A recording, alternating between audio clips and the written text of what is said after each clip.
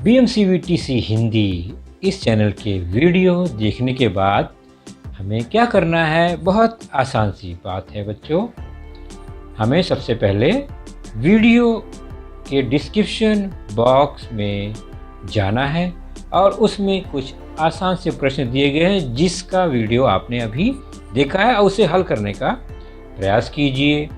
उसके बाद उसी डिस्क्रिप्शन बॉक्स में इस वीडियो से संबंधित अपने मत व्यक्त कीजिए। गूगल फॉर्म द्वारा एक छोटा सा लिंक दिया गया है, उसे क्लिक करिए और उसमें एंट्री करिए। और अंत में जाते जाते हमें इस चैनल को लाइक करना है, सब्सक्राइब भी करना है ताकि आने वाले वीडियो की जानकारी आपको मिलती रहे। तो है ना आसान सा काम? चलिए देखते हैं अपना वीडियो।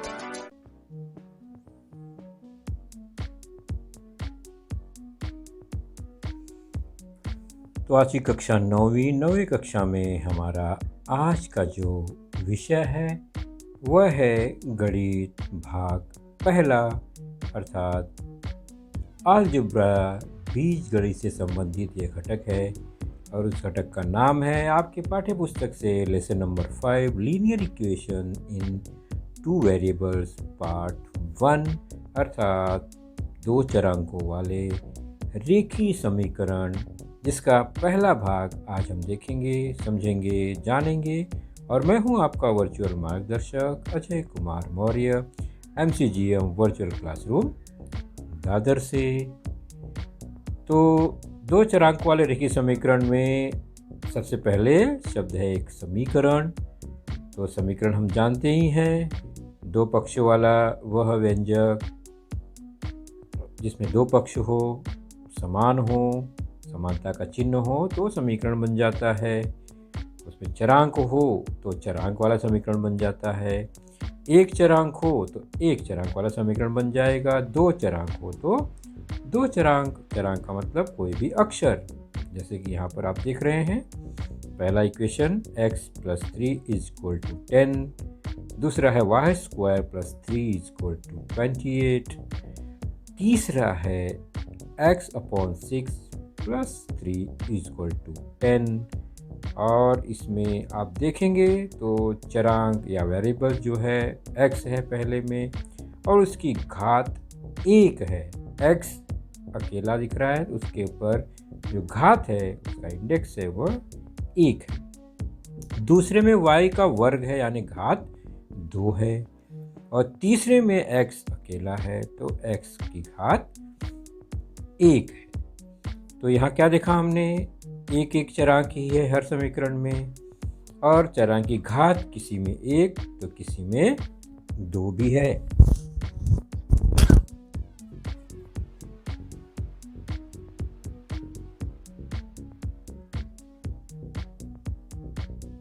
तो एक चरांक वाले समीकरण यहाँ पर आप देख रहे हैं, लेकिन वह रेखीय समीकरण है या नहीं कैसे पता चलेगा? तो वो उसके घात से पता चलेगा। जब समीकरण में एक चरांक हो और चरांक की घात 1 हो, तो एक ही चरांक हो, चरांक की घात भी 1 हो, तो वो एक चरांक वाले रेखीय समीकरण कहलाते हैं। तो रेखीय समीकरण होने के लिए चरांक की घात 1 होना जरूरी है। अगर चरांक की घात 2 हो, जैसा कि उदाहरण दूसरा, तो वह रेखीय समीकरण नहीं है, वह वर्गीय समीकरण है। अगर चरांक की घात 3 हो तो वह घन समीकरण हो जाएगा। तो लेकिन हमें क्या देखना है? रेखीय समीकरण अर्थात घात 1 वाले समीकरण। तो आपने जान लिया, जब घात 1 हो तो वह रेखीय समीकरण होता है। अब अगर उस चरांक में उस समीकरण में 2 चरांक हो जाएं जैसे एक्स वाई हो, ए बी हो, एल एम हो, कोई भी दो चरांक युक्त अगर समीकरण है और घात 1 है तो वह दो चरांकों वाले रेखीय समीकरण हो जाते हैं। Linear equation in two variables. तो जब समीकरण में दो चरांक हो और चरांक की घात 1 हो तो वह दो चरांकों वाला या चरांक वाला रेखीय समीकरण होता है। जैसे कि आप यहाँ उदाहरण देखेंगे। पहला 3x + y = 6, जिसमें x और y दो चरांक है, घात 1 है, इसलिए यह दो चरांक वाला रेखीय समीकरण है। उसी प्रकार a + 6b = -10, 2a - 4b = 10। ये सभी आप देखेंगे तो समीकरण में जितने हैं चरांक वह 2 हैं और उनकी घात 1 है। अब इन चरांकों का मान रखने पर जिस मान के लिए समीकरण संतुष्ट होता है उसे ही समीकरण का हल कहते हैं। दो चरांकों वाले रेखीय समीकरण पर ही चर्चा करेंगे हम। तो किसी भी दो चरांक वाले रेखीय समीकरण के असंख्य हल होते हैं और इसे लिखते समय क्रमिक युग्म के रूप में लिखते हैं। मतलब पहले x का मान लिखते हैं, फिर कॉमा, फिर y का मान लिखते हैं, कोष्टक में बंद कर देते हैं। तो पहला मान हमेशा x, दूसरा मान y के रूप में लिखा जाता है। जैसे कि x + y = 10, यह एक दो चरांक वाला रेखीय समीकरण है।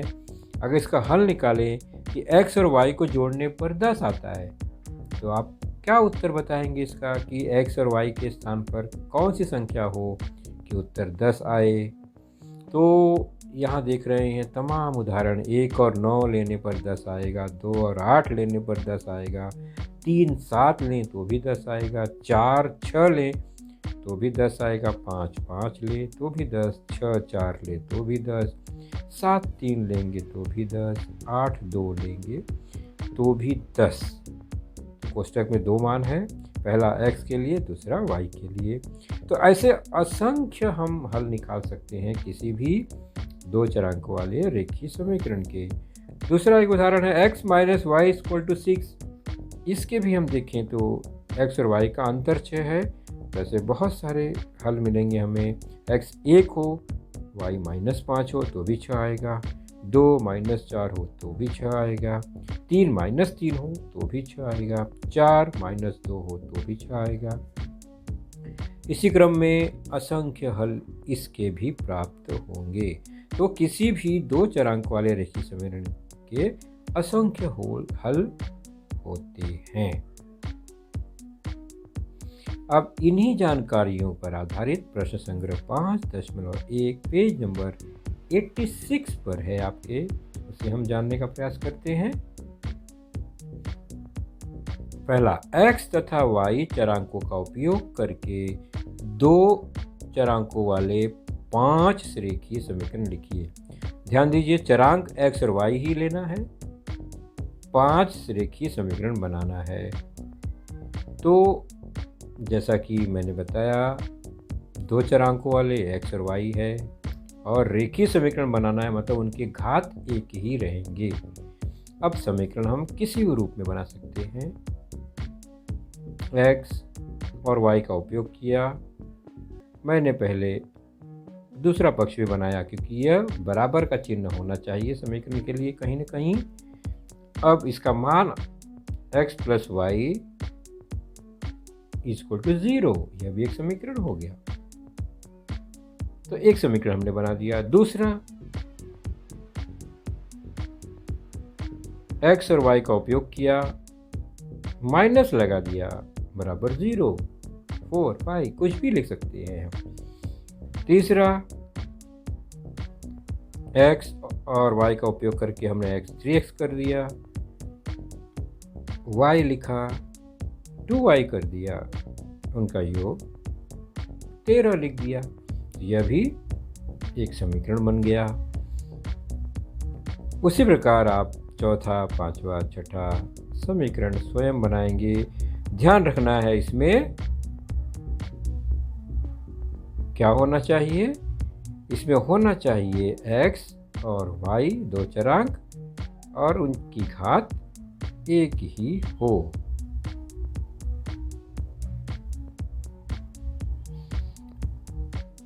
अब चलते हैं दूसरा प्रश्न देखते हैं। x plus Y equal to 7 इस समीकरण के 5 हल लिखिए।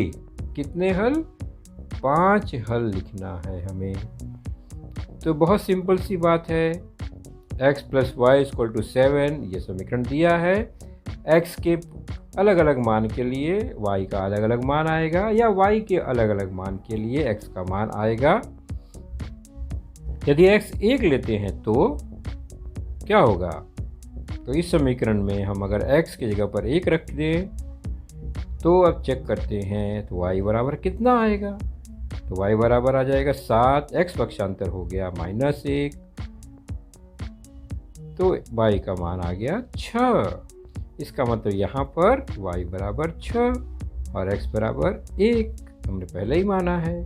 इसलिए अब हल हुआ। हल को कैसे लिखते हैं? क्रमिक युग्म में x और y के रूप में। x पहले, x का मान 1, y बाद में, y का मान 6, बीच में एक कॉमा। तो ये हो गया एक हल। और हमें कितने हल निकालने हैं? 5 हल निकालने हैं। तो एक मैंने बता दिया। अब x बराबर 1 लेकर हमने किया। इसी प्रकार हम यदि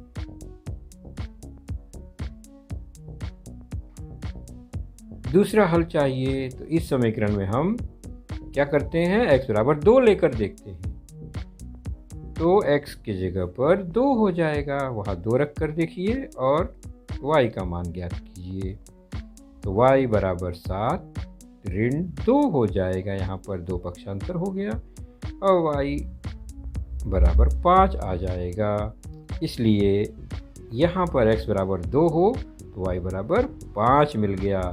तो इसका हल क्या हुआ? पहले x का मान 2 और फिर y का मान 5। तो 2, 5 यह भी एक हल हुआ इस समीकरण का। और एक बार करके देखते हैं। अब यहाँ पर हम y का मान 2 रख के देखते हैं। आप किसी भी चरांक का मान पहले ले सकते हैं, इसलिए आप y का मान लेंगे। तो समीकरण में y के स्थान पर 2 रखेंगे, बराबर 7 हो गया।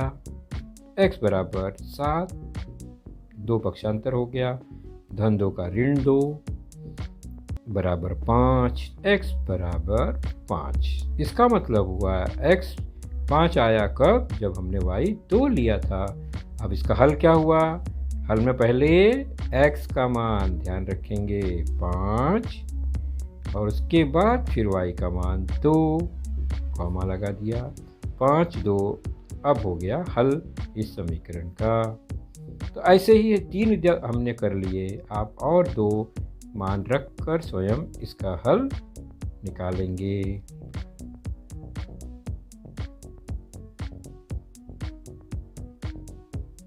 अब चलते हैं युगपत समीकरण की ओर, साइमल्टेनियस इक्वेशन। ये क्या आ गया? तो यह भी 2 चरांक वाले रेखीय समीकरण है, लेकिन दो चरांक वाले रेखीय समीकरण को एक साथ जोड़ी में इनका विचार किया जाता है, जिनके निश्चित हल होते हैं, यानी एक ही हल होता है, सामान्य हल होता है, कॉमन सॉल्यूशन होता है। इसलिए इन्हें हम युगपत समीकरण, साइमल्टेनियस इक्वेशन कहते हैं। जोड़ी में विचार किया जाता है। तो जब 2 चरांकों वाले 2 रेखीय समीकरणों का एक साथ विचार किया जाता है और तब उनका सामान्य हल प्राप्त किया जाता है, तो उन समीकरणों को युगपत समीकरण कहते हैं। जैसे हमने एक उदाहरण देखा था, आपको याद आएगा, x plus Y equal to 10, इसके असंख्य हल थे, क्योंकि 2 चरांक वाले किसी भी रेखीय समीकरण के असंख्य हल होते हैं। उसी प्रकार दूसरा समीकरण था x minus Y equal to 6, इसके भी असंख्य हल हैं, बराबर। लेकिन जब इन दोनों को आप साथ में विचार करेंगे तो ऐसा हल जो दोनों के लिए हो, सामान्य हो, दोनों में हो, वही इन दोनों का हल प्राप्त होगा। इसलिए इसे हम कहेंगे युगपत समीकरण, जिसका सामान्य हल प्राप्त होता है। सामान्य हल कौन सा है? जो दोनों में हो। ध्यान से निरीक्षण करने पे आपको पता चलता है कि 8 2 x का मान 8, y का मान 2 होने पर दोनों समीकरण संतुष्ट होते हैं। पहला x plus Y equal to 10, तो 8 धन 2 बराबर 10। दूसरा है वो x minus Y equal to 6, 8 ऋण 2 बराबर 6। तो दोनों के लिए यह हल परफेक्ट है, सामान्य है। इसलिए x plus Y equal to 10, x minus Y equal to 6, यह दो समीकरणों का, या यूं कहें युगपत समीकरणों का जो हल है वह होगा 8 2, यानी एक ही हल हुआ।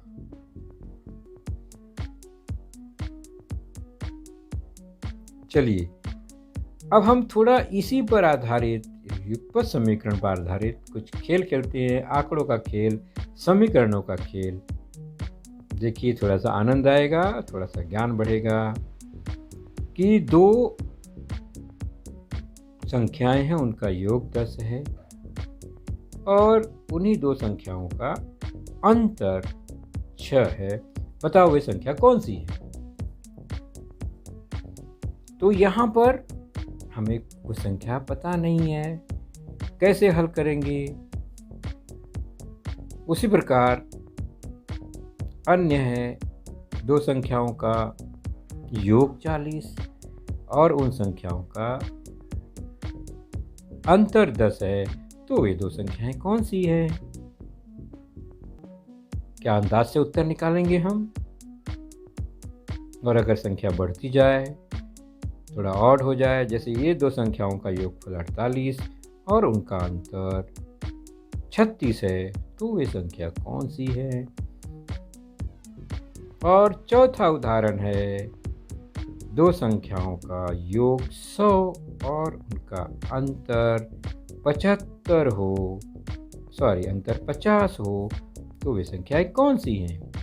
क्या आप बता सकते हैं इसका उत्तर? और कितने जल्दी बता पाएंगे? अगर आप देखिए, कोशिश कीजिए, नहीं तो इसका हल तो मैं बताऊंगा ही।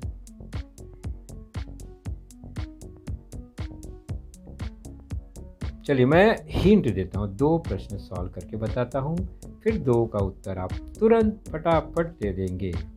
चलिए पहला देखते हैं। लिखा है दो संख्याओं का योग 10, अंतर 6। तो 10 और 6 लेंगे जो दिया गया है, ध्यान दो, उसको जोड़ दिया हमने, कितना आया? 16। तो दोनों संख्याओं को जोड़ दिया हमने। पहला कृति जोड़ना, उसका आधा कर दो, भाग दो, 8 आ गया। इतना तो आसान है ना, जोड़कर आधा। फिर इसके बाद क्या करेंगे? उन्हीं दो संख्याओं को अंतर लेंगे और फिर जो आएगा उसका आधा कर देंगे। आधा दोनों बार करना है, जोड़ने पर भी घटाने पर भी। क्या आ गया? 2। 8 और 2 मिला, यही हमारा उत्तर होगा, सामान्य हल।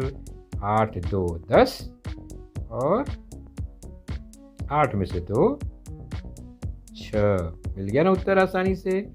चलिए सेम कृति नीचे वाले प्रश्न में करते हैं। 100 और 50। पहला काम 100 और 50 को जोड़ना। बताओ कितना आता है 100 और 50? वो होता है 150 और 150 का आधा 75, ये हमें पता है ना। अब 100 और 50 का अंतर लेकर देखते हैं। 100 और 50 का अंतर कितना हुआ? 50, उसका आधा 25, तो 75 और 25 यही दो उत्तर हो जाएंगे। चेक कर लेते हैं। 75 धन 25 बराबर 100। Very good. और फिर 75 ऋण 25 बराबर 50। तो मिल गया ना उत्तर। तो शेष दोनों जो उदाहरण थे, खेल थे, आप लोग उसका उत्तर मौखिक ही निकाल पाओगे। जोड़कर आधा करना है, घटाकर आधा करना है, वो दो संख्या ही उत्तर होगी। युगपत समीकरण हल करने की पद्धतियाँ। अब हम चलते हैं बीजगणित में युगपत समीकरण हल करने की कौन कौन सी पद्धतियाँ हैं, कक्षा 9वीं में कौन सी हैं, और आपको आगे कक्षा 10वीं में भी इसी पाठ को पढ़ना है, लेकिन हल करने की पद्धतियाँ भिन्न होंगी। पहला है एक चरांक का मान निरसन करना, एलिमिनेशन मेथड। हम पहले मेथड का नाम जान लेते हैं, फिर वो क्या है उसको समझेंगे। फिर दूसरा आएगा एक चरांक का मान दूसरे चरांक के रूप में रखकर निरसन करना, सब्स्टिट्यूशन मेथड कहते हैं जिसे। तीसरा है आलेख पद्धति, ग्राफ मेथड। और चौथा है निश्चयक पद्धति, डिटर्मिनेंट्स। जिसमें से आलेख और निश्चयक तीसरा और चौथा जो पद्धति है वो आपको कक्षा 10वीं के लिए है उपयोगी। 9वीं में इसका उपयोग नहीं है, मतलब 9वीं में यह घटक नहीं है। तो 10वीं के लिए घटक है 9वीं के लिए घटक है एक चरांक का मान निरसन करना, पहला वाला, और दूसरा एक चरांक का मान दूसरे चरांक के रूप में रखकर निरसन करना। जिसमें इस कोविड-19 में आपका जो दूसरा पद्धति है सब्स्टिट्यूशन मेथड, वह आपके पाठ्यांश से निकाला गया है। तो हमें एक चरांक का मान निरसन करना जो पहला मेथड है उस पर हम चर्चा करेंगे। वो क्या है? निरसन करना मतलब हटाना, किसी एक को हटाना। कैसे?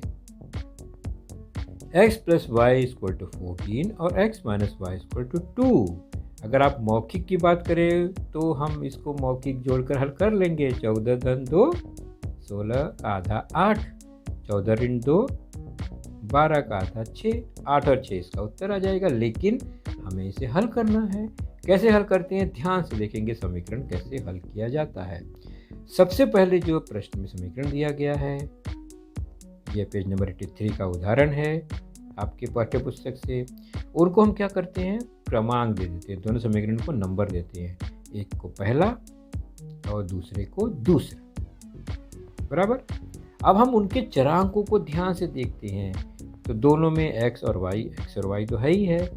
उसके गुणांक को देखेंगे तो x के साथ एक अकेला x ही है, y भी अकेला है दोनों में। तो जहाँ पर धन y और ऋण y देख रहे हैं, इसका मतलब अगर इन दो समीकरण को जोड़ें हम तो y प्लस और y माइनस कट जाएगा। y कट गया मतलब y एलिमिनेट हो गया, गायब हो जाएगा जोड़ने पर। और जब y जोड़ने पर, ये दोनों समीकरण जोड़ने पर y कट जाएगा तो बचेगा क्या? x। वो x का ही मान मिल जाएगा, और एक बार x का मान मिल गया तो y का मान अपने आप समीकरण द्वारा प्राप्त हो जाएगा। चलिए कोशिश करते हैं। तो यह रहा समीकरण दोनों। अब क्या करेंगे? इन दोनों समीकरण को जोड़ते हैं। तो x और x जोड़ेंगे तो 2x आएगा, और धन x धन y और ऋण y को जोड़ेंगे तो अपोजिट है, मतलब वह कट के 0 हो जाएगा। बराबर 14 और 2 जोड़ेंगे तो कितना हो जाएगा? 16। तो हमने क्या किया? हमने समीकरण 1 और 2 को जोड़ा। तो हम लिखेंगे समीकरण 1 और 2 को जोड़ने पर हल करेंगे तो 2x = 16 का हल हो जाएगा। x = 16/2 अर्थात 8। तो x का मान आ गया 8। अब x = 8 को हम किसी एक समीकरण में रखकर देखेंगे। तो पहले समीकरण में यानी x + y = 14 में x = 8 का मान रख के देखते हैं। तो x का मान 8 रखेंगे तो हल निकालेंगे तो y बराबर कितना आएगा?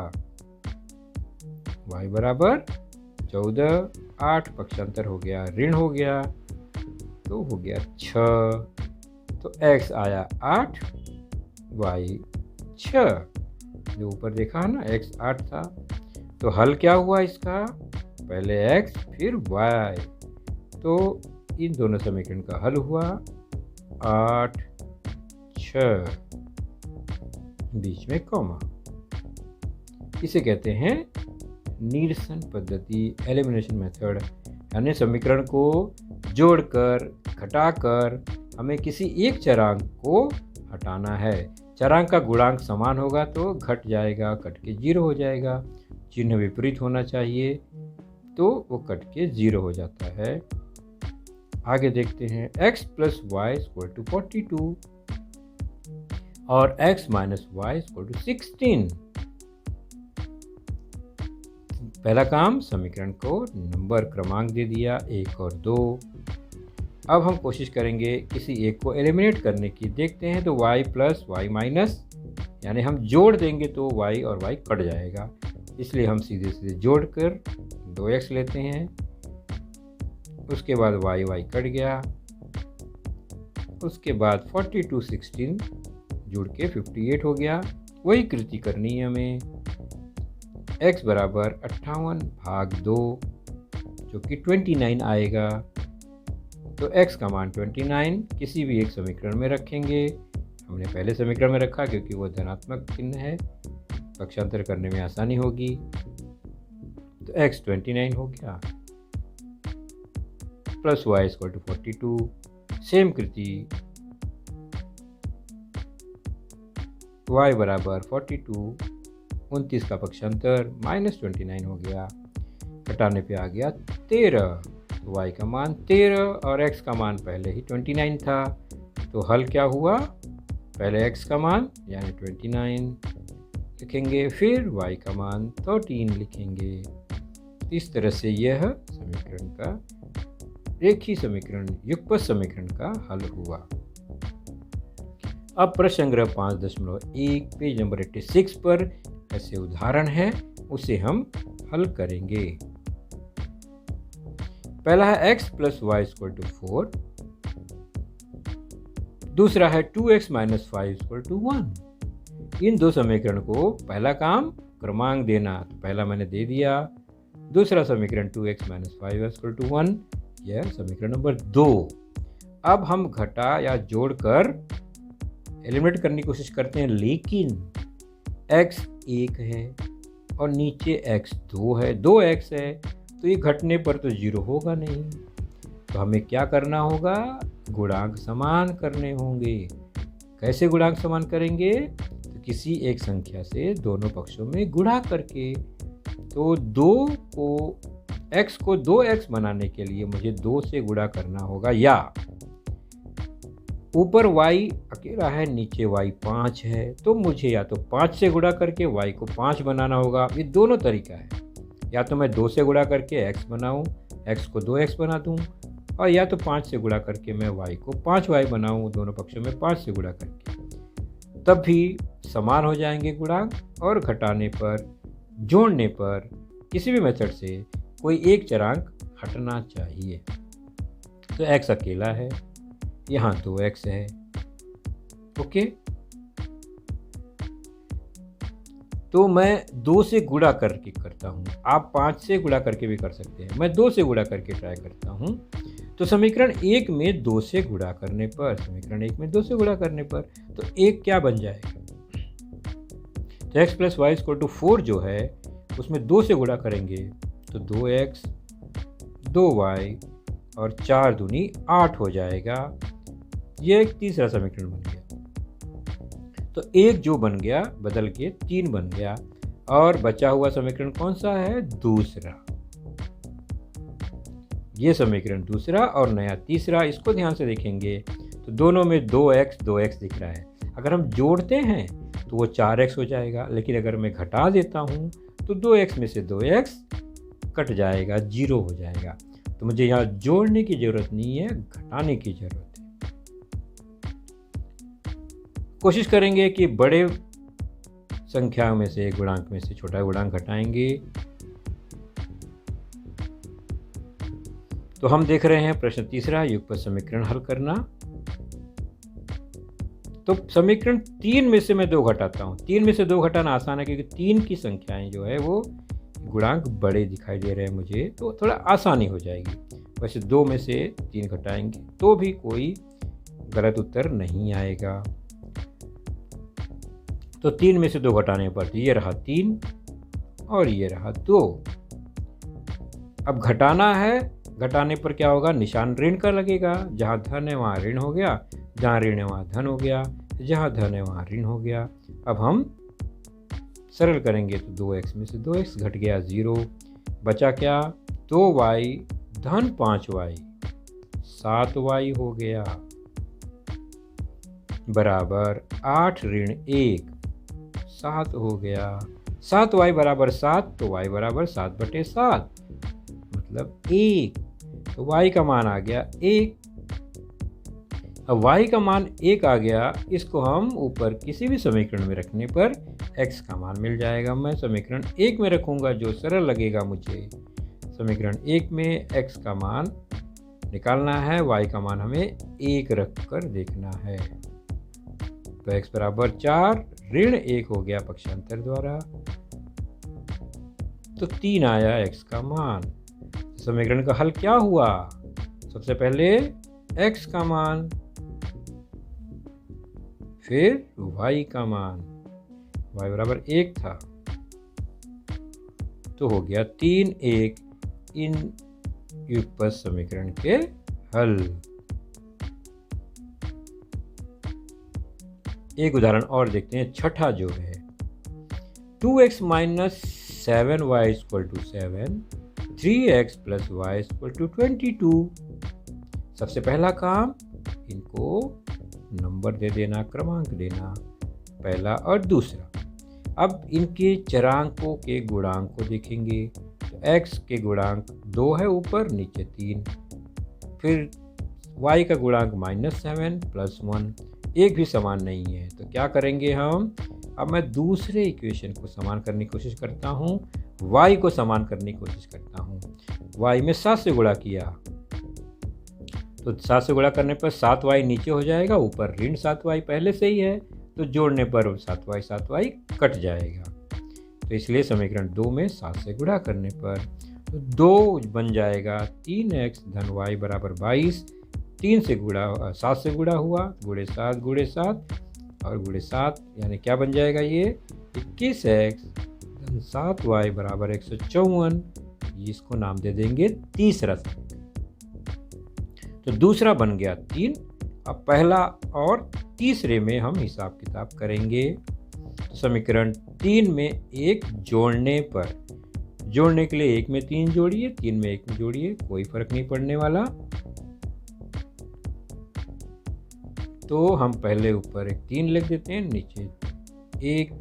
जोड़ने पर क्या होगा? 7y ऋण 7y कट जाएगा, x जुड़कर 23x, 21x plus 2x equal to 23x equal to 154 plus 7 161। x बराबर हो जाएगा 161/23।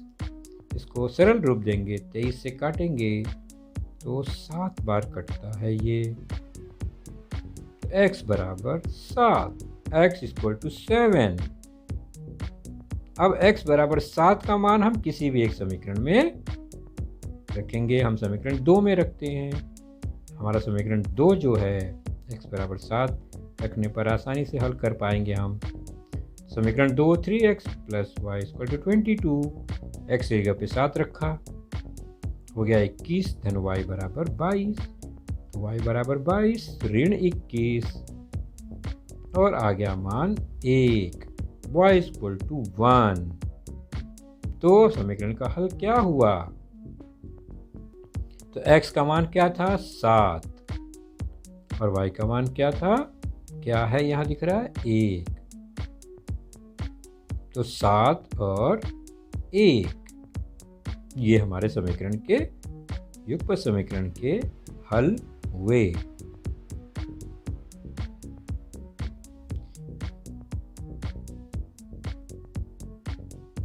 तो इन समीकरण के हल को देखकर बच्चों ऐसे ही जो अन्य प्रश्न हैं, 2 समीकरण युगपत समीकरण होंगे, इसी तरह उनके मान को देखकर, चरांकों के गुणांकों को देखकर उन्हें समान करके जोड़ और घटाने की क्रिया द्वारा हम किसी एक चरांक को एलिमिनेट करेंगे, निरसन करेंगे और फिर एक चरांक का मान ज्ञात करके दूसरे किसी समीकरण में उसका मान रखकर हम दूसरे चरांक का मान निकालेंगे।